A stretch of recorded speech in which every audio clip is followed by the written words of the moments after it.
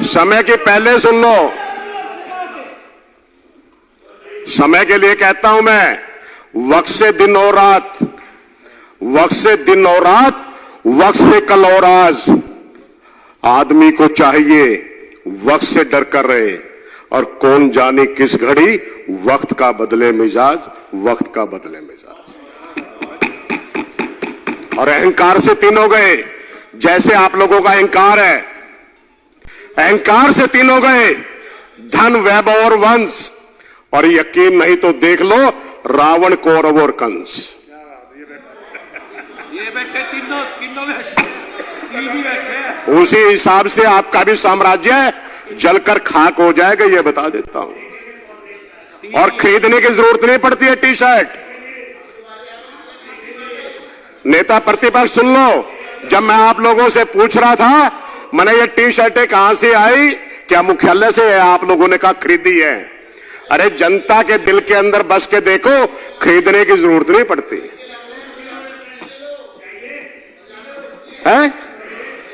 ऐसी T shirt नहीं चाहिए, आम आदमी के दिलों के अंदर राज करते हैं।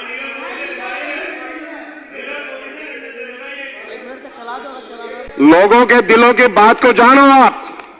जो दिल्ली के साथ आप आज दुर्भावना के साथ व्यवहार कर रहे हैं, केंद्र सरकार के साथ मिलकर दिल्ली के कामों को रोका जा रहा है।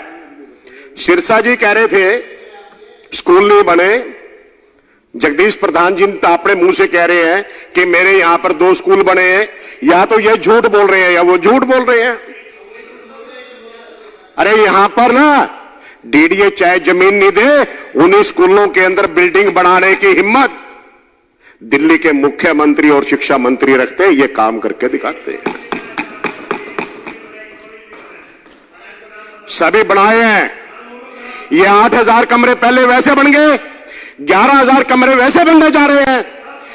मोहल्ला क्लिनिक के लिए जगह नहीं दी, लेकिन चाहे रोड के ऊपर बनाने पड़े तो ये दिल्ली सरकार ही है, दिल्ली के मुख्यमंत्री है, जिन्होंने निर्णय लिया कि चाहे पीडब्ल्यूडी की रोड के ऊपर भी या डूसिब की जगह के ऊपर या स्कूलों के अंदर भी बनाना पड़े तो तब भी बना के रहेंगे। लेकिन फिर भी, और जल बोर्ड के अंदर जितनी भी जमीन थी तो लोगों के स्वास्थ्य को नजर रखते हुए उनके लिए मोहल्ला क्लिनिक बना के थे। ये झूठ बोलने की आदत को छोड़ दो। ये झूठ बोलोगे तो जड़ से मिट जाओगे, क्योंकि एक आम आदमी पार्टी है जो लोगों के लिए काम करती है। आप लोगों ने जो 7 के 7 सांसद दिल्ली से भेजे थे, दिल्ली की जनता ने भेजे थे। पूर्व राज्य के नाम के ऊपर आप लोगों ने वोट मांगे थे, दिल्ली की जनता ने विश्वास किया, तब क्या भेजे नहीं? वो सांसद नहीं थे दिल्ली के, वो दिल्ली की जनता के द्वारा नहीं थे। दिल्ली की जनता को, इसके मतलब आप लोग जनता नहीं मानते। मैं अध्यक्षा से ये रिकॉर्डिंग मांगना चाहूंगा और उनको कहूंगा कि दिल्ली की जनता को, ये बीजेपी के विधायक दिल्ली की जनता को जनता नहीं मानते। ऐसे विधायक आप लोगों ने चुन के भेजे थे। सब कुछ है। कंक्लूड तो आपको बता दिया, 2019 आ गई है और 2019 के अंदर कंक्लूड करके रख देंगे, ये आपको दिखा देंगे हम।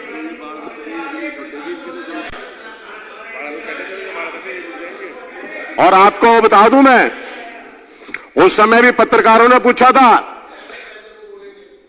बोला विधायक जी, बोलूंगा 70 में 67 सीट आ गई आपकी, ये 3 कैसे बच गई? तो मैंने जवाब दिया था उस समय कि झाड़ू ने कितनी कसके मार लो, कुछ ना कुछ कूड़ा बच जाता है, ये वो कूड़ा है।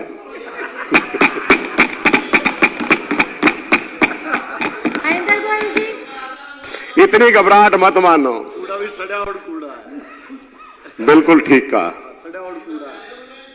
मदन लाल खुराना जी ने पूर्व राज्य के दर्जे की मांग रखी थी कि आपकी पार्टी के थे या नहीं थे, वो मैं आप लोगों से पूछना चाहता हूं। साहब सिंह वर्मा जी ने यही कहा था कि दिल्ली की विधानसभा को अधिकार पूरे नहीं है क्या वो आपकी पार्टी के थे या नहीं थे?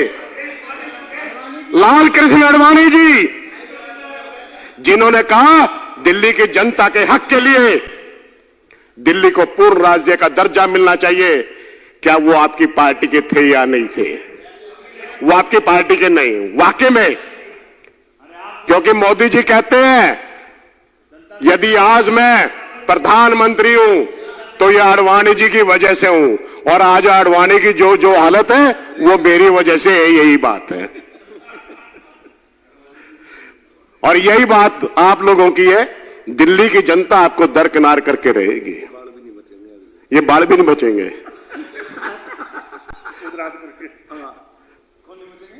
अध्यक्षा जी, मैं सिर्फ कंप्लीट कीजिए गोयल। आपके माध्यम से एक ही बात कहना चाहता हूं, यह दिल्ली की जनता का हक है, क्योंकि जुमलेबाजी कितनी बार कहेंगे, इनके तो जुकान पे जूनी रेंग दी, बेशरम आदमी है। सिर्फ एक ही बात कहता हूं मैं, जुमलेबाजी की क्या सुनोगे? और बारूद कहां से आता है? वो तो विदेश की धरती से आता है, और सीमाएं संपूर्ण रूप से आपके कब्जे में है। सीमा सुरक्षा आप ही का प्रधानमंत्री है, किसी और पार्टी का है? दूसरा सवाल पूछा, हमने कहा गोयल जी, आप कंप्लीट कीजिए। आपकी पार्टी का है या किसका है? ट्रांजेक्शन का सरकार के कब्जे में है, आरबीआई के अंदर में है, बैंकों के माध्यम से होता है। क्या प्रधानमंत्री आप इतनी निगरानी नहीं रख सकते कि ये जो धन विदेश से आकर के आतंकवादियों के पास जाता है आपके हाथ में है, आप उसको क्यों नहीं रोकते हैं? मैंने तीसरा सवाल उनको पूछा कि विदेशों से घुसपैठ आते हैं, घुसपैठ आतंकवादियों के रूप में आते हैं, आतंकवादी घटनाएं करते हैं, भाग जाते हैं। प्रधानमंत्री जी, आप मुझे बताइए, सीमाएं आपके हाथ में है, कोस्टल सिक्योरिटी आपके हाथ में है, ये जुमलेबाजी की बात। सब आपके हाथ में है, नेवी आपके हाथ में है, ये विदेश से घुसपैठ के कैसे घुस जाते हैं? मैंने चौथा सवाल पूछा, सारा कम्युनिकेशन भारत सरकार के अंडर में है।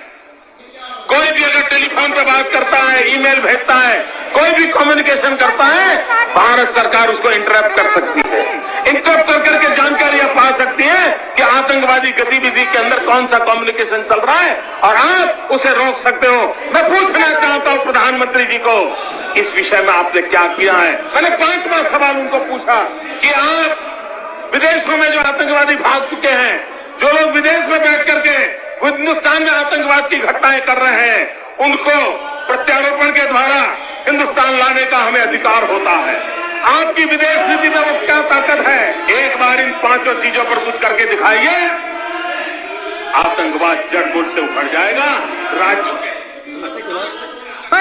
राजनीति के करने के खेल छोड़ दीजिए भाइयों बहनों, दिल्ली की सल्तनत के पास मेरे इन सवालों के जवाब नहीं है। दिल्ली की सरकार में वो सीना नहीं है, 46 इंच का सीना लगता है दोस्तों, तब क्या?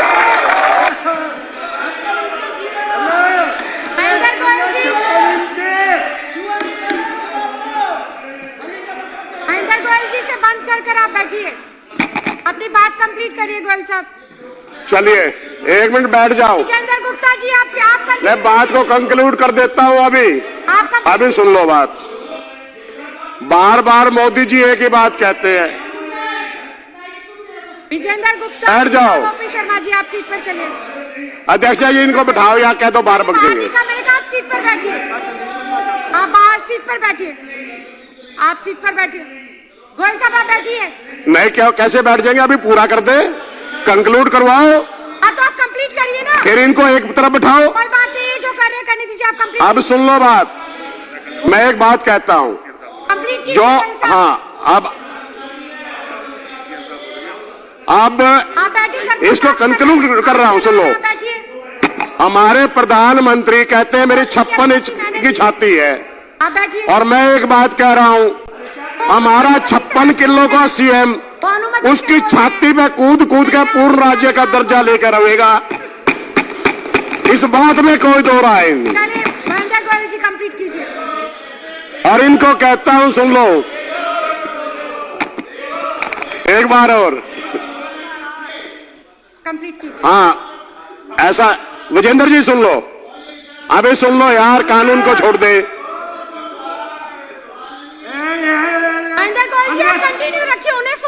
सुनिए बात। रख रहे हैं बात, आप अपनी बात। देश के प्रधानमंत्री बार बार कहते हैं मेरी 56 इंच की छाती है, 56 इंच की छाती है, और दिल्ली का सीएम जो 56 किलो का है उसकी छाती पे कूद कूद के पूर्व राज्य का दर्जा लेके रहेंगे, ये आपको बताता हूं। बहुत बहुत धन्यवाद। कंप्लीट कीजिए। कंप्लीट कर दूंगा ना, बिठा दो। वो बैठे ना बैठे, आप कंप्लीट कीजिए महेंद्र गोयल जी। इनको बिठा दो, मैं कंप्लीट अभी कर देता हूं। आप कंप्लीट कीजिए। इनको कहता हूं ये टी शर्ट खरीदने की जरूरत नहीं पड़ती। इनको कहता हूं काम करो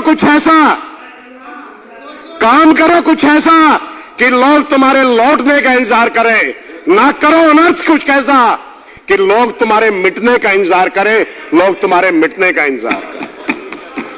काम क्या करो, बार बार ना मार्शल ने जो उठा के फेंकने पड़े, ऐसा काम मत करवाया करो। खुद ही जाएंगे ये। चलिए, बहुत बहुत धन्यवाद गोयल साहब। धन्यवाद। माननीय मुख्यमंत्री जी,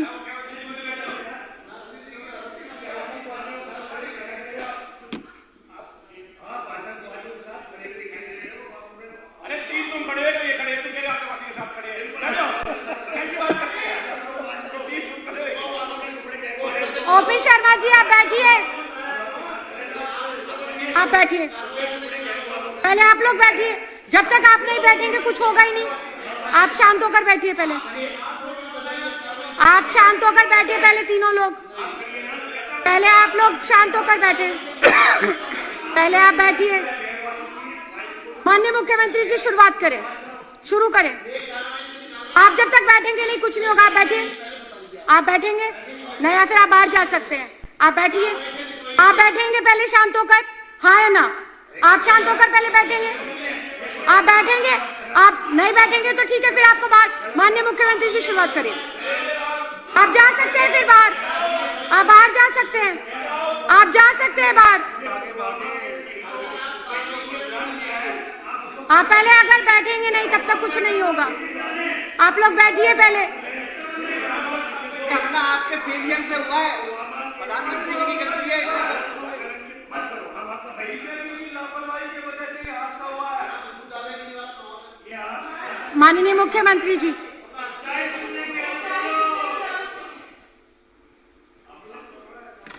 अध्यक्ष महोदय, आज सदन के सामने बहुत ही महत्वपूर्ण मुद्दा है। पिछले 70 साल से दिल्ली के लोगों के साथ अन्याय हो रहा है, दिल्ली के लोगों का अपमान हो रहा है। 1947 में हमारा देश आजाद हुआ था। उसके बाद 26 जनवरी 1950 को हमारे देश में संविधान लागू हुआ, अंग्रेज चले गए और हमारे देश में जनतंत्र लागू हुआ।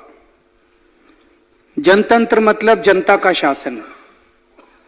जनता का शासन मतलब लोग वोट डालते हैं, वोट डाल के अपनी सरकार चुनते हैं और वो सरकार लोगों के लिए काम करती है, लोगों की मांगें पूरी करती है, लोगों को सुरक्षा देती है, लोगों को न्याय देती है, लोगों के विकास के लिए काम करती है, पिछड़े, दलित, मजदूरों, किसानों के लिए काम करती है।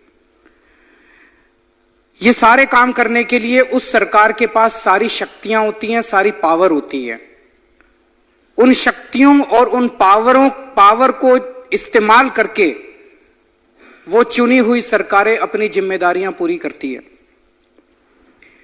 पूरे देश के अंदर पिछले 70 साल में 26 जनवरी 1950 को पूरे देश में जनतंत्र लागू हो गया, दिल्ली के अंदर जनतंत्र लागू नहीं हुआ। 70 साल से दिल्ली के अंदर जनतंत्र लागू नहीं हुआ। 70 साल से दिल्ली के लोग बार बार यही मांग कर रहे हैं कि दिल्ली में भी जनतंत्र होना चाहिए। जब मैं कहता हूं कि दिल्ली में जनतंत्र लागू नहीं हुआ, तो एक प्रश्न ये उठ सकता है कि दिल्ली में जनतंत्र कैसे नहीं लागू हुआ? दिल्ली में भी तो लोग अपने वोट डालते हैं, दिल्ली में भी तो लोग सरकार चुनते हैं, दिल्ली में भी तो लोग सरकार चुन के सरकार को जिम्मेदारी देते हैं। हां, दिल्ली में लोग वोट तो डालते हैं, सरकार तो चुनते हैं, लेकिन उस सरकार के पास दिल्ली के लोगों को के काम करने की कोई भी पावर नहीं है। दिल्ली के लोगों की रक्षा करने की दिल्ली की चुनी हुई सरकार के पास कोई पावर नहीं है। दिल्ली के लोगों को न्याय दिलाने की दिल्ली की चुनी हुई सरकार के पास कोई पावर नहीं है। दिल्ली के लोगों के विकास के काम करने की दिल्ली की चुनी हुई सरकार के पास कोई पावर नहीं है। हरियाणा में लोग सरकार चुनते हैं, उसके पास पूरी पावर है। महाराष्ट्र में लोग सरकार चुनते हैं, उसके पास पूरी पावर है।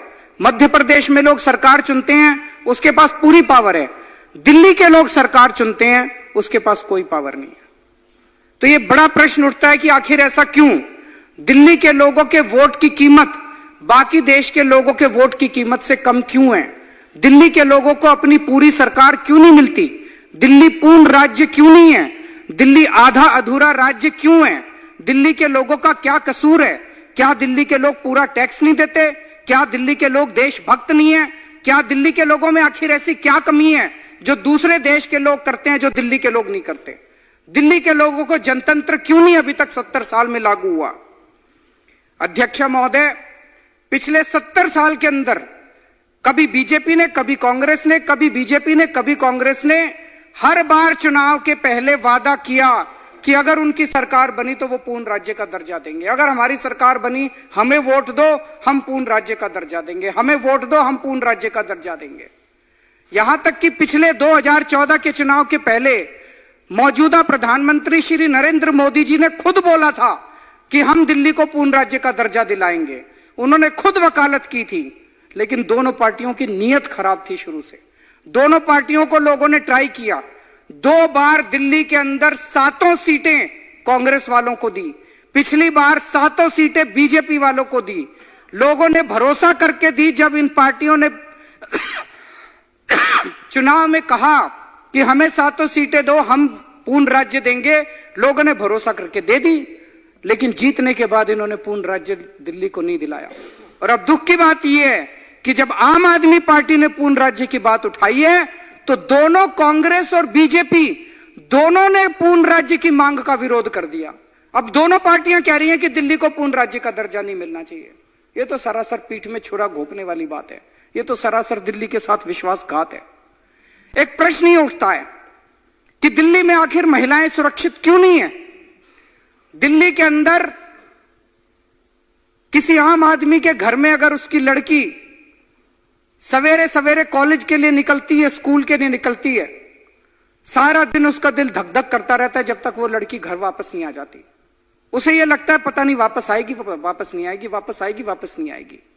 पूरे दिल्ली में आज छेड़छाड़ की इतनी घटनाएं बढ़ गई हैं, इतनी घटनाएं बढ़ गई हैं। आखिर हमारी महिलाएं सुरक्षित क्यों नहीं है? दिल्ली के अंदर चारों तरफ चोरियां, डकैतियां, चेन स्नैचिंग, कार की चोरी, मोटरसाइकिल की चोरी। ऐसे हो गया जैसे दिल्ली कोई देश की राजधानी ना होके क्राइम कैपिटल बनती जा रही है। और बड़े शर्म की बात है कि पूरी दुनिया के अंदर दिल्ली को रेप कैपिटल और क्राइम कैपिटल की तरह देखा जाता है। आखिर ऐसा क्यों? दिल्ली के अंदर महिलाएं सुरक्षित क्यों नहीं है? दिल्ली के अंदर महिलाएं सुरक्षित इसलिए नहीं है क्योंकि दिल्ली पूर्ण राज्य नहीं है, क्योंकि दिल्ली पुलिस दिल्ली के लोगों के अंडर में नहीं आती है। दिल्ली पुलिस सीधे प्रधानमंत्री के अंडर में आती है। अब अगर किसी के घर में चोरी हो जाए, किसी के घर में चेन स्नैचिंग हो जाए, भगवान ना करे किसी की लड़की के साथ कोई गलत काम हो जाए, वो किसके पास जाएगा? वो पहले थाने जाता है। थानेदार उसकी अगर नहीं सुनता, वो किसके पास जाएगा? वो अपने चुने हुए विधायक के पास जाता है। अब विधायक की दिल्ली पुलिस सुनती नहीं है, विधायक के अंडर में दिल्ली पुलिस आती नहीं है, जनता के अंडर में दिल्ली पुलिस आती नहीं है, तो वो बेचारा क्या करेगा? वो अपने मुख्यमंत्री के पास जाता है। अब मुख्यमंत्री की दिल्ली पुलिस सुनती नहीं है, मुख्यमंत्री के अंडर में दिल्ली पुलिस आती नहीं है, अब वो बेचारा प्रधानमंत्री के पास तो नहीं जा सकता। प्रधानमंत्री जी तो किसी से मिलते ही नहीं है, प्रधानमंत्री के साथ तो कोई मिल ही नहीं सकता। 4 साल से मैं कोशिश कर रहा हूं प्रधानमंत्री जी से मिलने की, मैं नहीं मिल सका अभी 4 साल के अंदर प्रधानमंत्री से। दिल्ली के मुख्यमंत्री से नहीं मिलते प्रधानमंत्री। एक आम आदमी जिसके घर चोरी हो गई, डकैती हो गई, छेड़छाड़ हो गई, वो किसके पास जाए फिर? आखिर दिल्ली के लोगों के साथ इस तरह से क्यों हो रहा है? आज पूरी दिल्ली चारों तरफ गंदगी, चारों तरफ गंदगी के ढेर लगे हुए हैं। दिल्ली इतनी गंदी क्यों है? दिल्ली, आप विदेशों में चले जाओ, आप लंदन चले जाओ, न्यूयॉर्क चले जाओ, वॉशिंगटन चले जाओ, टोक्यो चले जाओ, पेरिस चले जाओ, चारों तरफ आप देखते हो हर देश की राजधानी कितनी साफ सुथरी है। इतनी साफ सुथरी देश की राजधानियां, हम दिल्ली को साफ सुथरा नहीं कर सकते क्या? हम भी कर सकते हैं अपनी दिल्ली को साफ सुथरा। दिल्ली साफ सुथरी क्यों नहीं है? क्योंकि एमसीडी दिल्ली सरकार के अंडर में नहीं आती, क्योंकि एमसीडी दिल्ली के लोगों के अंडर में नहीं आती है, सीधे प्रधानमंत्री जी के अंडर में आती है। मैं प्रधानमंत्री जी को कहना चाहता हूं, आप पाकिस्तान संभाल लो, पाकिस्तान तो आपसे संभलता नहीं है। ये दिल्ली पुलिस, एमसीडी, ये दिल्ली के लोगों को दे दो, दिल्ली के लोग अच्छी संभाल लेंगे, दिल्ली के लोग अपना काम खुद कर लेंगे। आज दिल्ली में लोग कच्ची कॉलोनियों में घर लेने के लिए क्यों मजबूर हैं? आज दिल्ली के लोगों के पास घर क्यों नहीं है? आज से 50 साल पहले डीडीए बनाई गई थी। डीडीए का काम ही यह था कि दिल्ली के हर परिवार के लिए एक घर बना के देना। आज दिल्ली के लोगों के पास घर नहीं है। 50 साल में डीडीए ने क्या किया? केवल और केवल बिल्डरों, भ्रष्टाचारियों और माफिया का भ्रष्टाचार का अड्डा बना हुआ है डीडीए। क्यों? क्योंकि डीडीए दिल्ली के लोगों के अंडर में नहीं आती, क्योंकि दिल्ली के लोगों के, दिल्ली सरकार के अंडर में नहीं आती, प्रधानमंत्री जी के अंडर में आती है। उनको क्या लेना देना प्रधानमंत्री जी को दिल्ली के लोगों से? उनसे देश की समस्याएं तो संभलती नहीं है। उनका डीडीए, एमसीडी और दिल्ली पुलिस से उनको क्या लेना देना? आज पूरी दिल्ली के अंदर सीलिंग चल रही है। सीलिंग की वजह से सारे व्यापारी परेशान है, सारे दुकानदार परेशान है। केंद्र सरकार के पास, दिल्ली सरकार जो उनकी चुनी हुई सरकार है, कह के थक गई, कह के थक गई कि ये सीलिंग बंद कराओ। केंद्र सरकार को कोई इंटरेस्ट ही नहीं है, केंद्र सरकार के मंत्रियों को कोई इंटरेस्ट ही नहीं है, प्रधानमंत्री के पास टाइम ही नहीं है दिल्ली के व्यापारियों के लिए। तो कौन बंद करेगा दिल्ली की सीलिंग? दिल्ली के व्यापारी आखिर किसके पास जाएं? अगर डीडीए ने पूरी दिल्ली के अंदर कई दुकानें खोली होती, ढेरों दुकानें खोल दी होती, आज लोगों को रेजिडेंशियल एरिया के अंदर दुकानें खोलने की जरूरत नहीं थी। वो लीगल दुकानें लेके अपना धंधा कर रहे होते। आज दिल्ली के अंदर हमारे युवा बेरोजगार क्यों नहीं है? दिल्ली सरकार आज इतने काम कर रही है, इतने नए स्कूल खोल रहे हैं हम, इतने मोहल्ला क्लिनिक खोल रहे हैं, इतने अस्पताल खोल रहे हैं, हम डोर स्टेप डिलीवरी कर रहे हैं। कम से कम दिल्ली सरकार में 2 लाख नई नौकरियां निकल सकती हैं, 2 लाख नई नौकरियां। लेकिन दिल्ली की सरकार के पास पावर ही नहीं है नई नौकरियां निकालने की। दिल्ली सरकार के, दिल्ली के मुख्यमंत्री के पास पावर ही नहीं है नई वैकेंसीज निकालने की। कितने लोगों के लिए नौकरियां तैयार हो सकती हैं, कितने युवाओं को रोजगार मिल सकता है? आज दिल्ली के कच्चे कर्मचारी क्यों कच्चे हैं? वो पक्के क्यों नहीं होते? हमारी सरकार ने आने के बाद कम से कम 10 बार ऑर्डर जारी कर दिए कि दिल्ली सरकार में काम करने वाले सारे कच्चे कर्मचारियों को पक्का करो। हमने कैबिनेट में डिसीजन पास कर दिया कि सारे कच्चे कर्मचारियों को पक्का करो, लेकिन निर्णय केंद्र सरकार को लेना है। क्यों? क्योंकि दिल्ली पूर्ण राज्य नहीं है, सारी पावर केंद्र सरकार के पास है।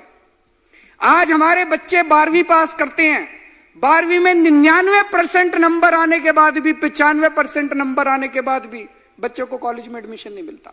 दर दर की ठोकरें खाते हैं हमारे बच्चे। 95% अगर बच्चे के नंबर आ जाए तो घर के अंदर खुशी नहीं मनाई जाती, मातम मनाया जाता है। क्यों?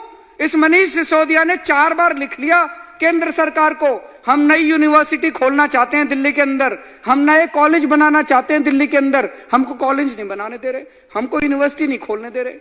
आज अगर दिल्ली पूर्ण राज्य होती, हम अपनी ढेरों यूनिवर्सिटी बनाते, ढेरों हम कॉलेज खोलते और दिल्ली वाले के बच्चों को एडमिशन लेने में दिक्कत नहीं होती। आज जितने काम हम करना चाहते हैं, हमने दिल्ली में बिजली के रेट कम करे, केंद्र सरकार ने उस फाइल के अंदर रोड़ा अटकाने में कोई कसर नहीं छोड़ी। हम नए स्कूल बनाना चाहते हैं, हमें जमीन नहीं देते, हम उन्हीं स्कूलों के अंदर कमरे बनाते हैं, चलो जमीन नहीं दे रहे छोड़ो, हम उन्हीं में कमरे बना लेंगे, उसकी फाइल क्लियर नहीं करते। हम मोहल्ला क्लिनिक बनाते हैं, उसके अंदर टांग अड़ाते हैं। हम सीसीटीवी कैमरे लगाना चाहते हैं, उसमें टांग अड़ाते हैं। हर फाइल मोदी सरकार अपने पास मंगा के, हर फाइल मंगा के उसके अंदर टांग अड़ाती है। इन सब चीजों के बावजूद हमने इतना काम करके दिखाया, इतना काम करके दिखाया है। आज अगर कोई जनता का आदमी मुख्यमंत्री के पास आके कहे कि जी ये अफसर पैसे मांग रहा है, ये अफसर काम नहीं करता, ये अफसर भ्रष्टाचारी है, चोर है, डकैत है, ये अफसर, इसका कुछ करो, मुख्यमंत्री के पास पावर ही नहीं है उस अफसर को कुछ करने की। कैसे चलेगी ये सरकार? आखिर दिल्ली के लोगों को ऐसा क्यों कर रखा है केंद्र सरकार ने? अब एक ही चारा रह गया आंदोलन करना पड़ेगा हम लोगों को, सबको, पूरी दिल्ली के लोगों को मिलके अब पूर्ण राज्य का दर्जे के लिए लड़ाई लड़नी पड़ेगी। अगर दिल्ली पूर्ण राज्य बनेगी तभी लोग महिलाओं को सुरक्षा मिलेगी। अगर दिल्ली पूर्ण राज्य में बनेगी तो कानून व्यवस्था ठीक होगी दिल्ली की। अगर दिल्ली पूर्ण राज्य बनेगी, पूरी दिल्ली के अंदर साफ सफाई होगी। ऐसा बना देंगे दिल्ली को, ऐसा चमका देंगे दिल्ली को, लंदन और सिंगापुर और पेरिस दिल्ली से पीछे छूट जाएंगे। दिल्ली को ऐसा शानदार बनाएंगे, गर्व होगा लोगों को दिल्ली के ऊपर। अगर दिल्ली पूर्ण राज्य बनेगी, हर दिल्ली के परिवार को हम एक पक्का घर बना के देंगे, उनका अपना घर बना के देंगे। और यह मैं हवा में बात नहीं कर रहा। जब हम दिल्ली के चुनाव लड़ा करते थे, गली गली में जाके मैं कहा करता था कि अगर हमारी सरकार बन गई हम दिल्ली में बिजली के रेट आधे कर देंगे।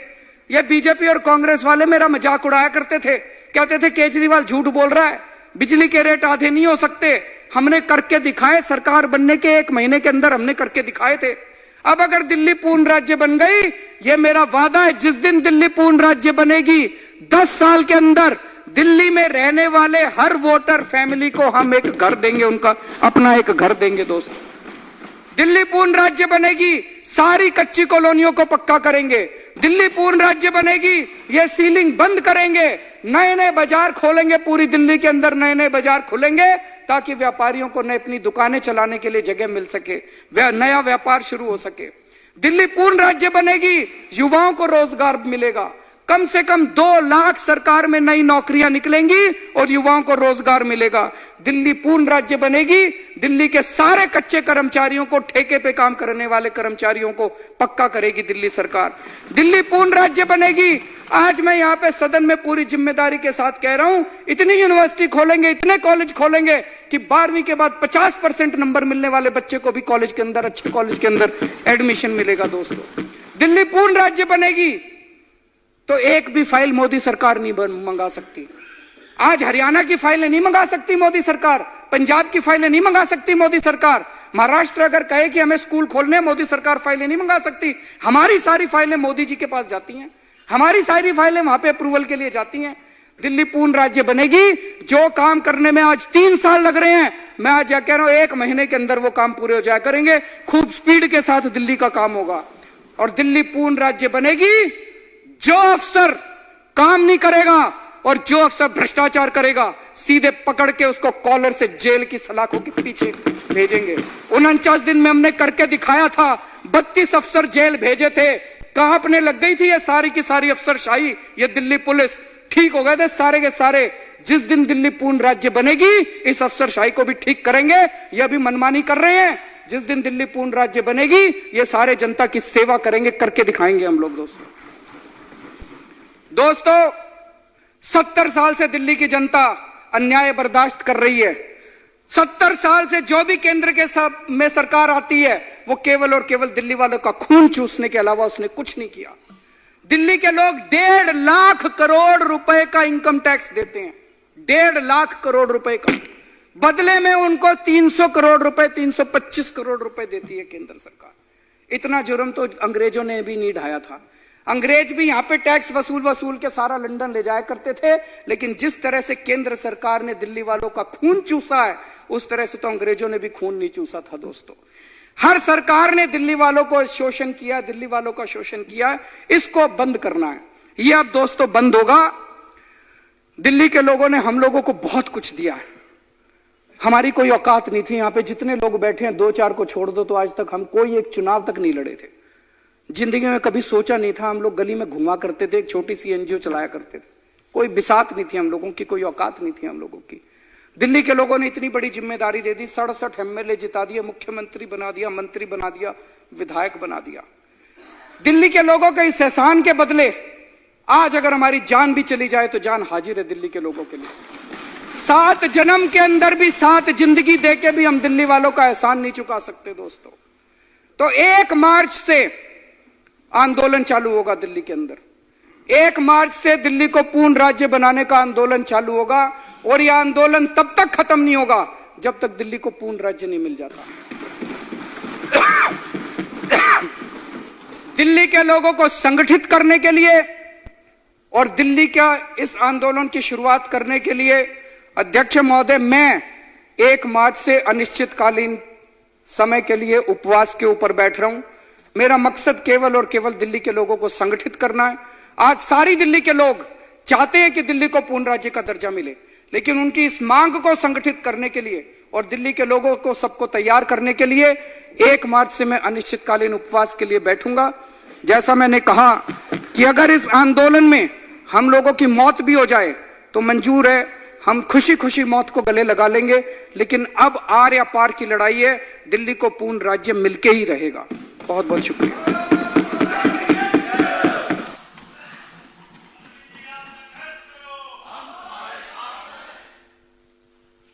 श्री नितिन त्यागी जी द्वारा प्रस्तुत प्रस्ताव सदन के समक्ष है। जो इसके पक्ष में है वो हाँ कहें, जो इसके विरोध में है वो ना कहें। हाँ पक्ष जीता, हाँ पक्ष जीता। प्रस्ताव पास हुआ। अब सदन की कार्यवाही सोमवार 25 फरवरी 2019 को अपराह्न 2 बजे तक के लिए स्थगित की जाती है। धन्यवाद।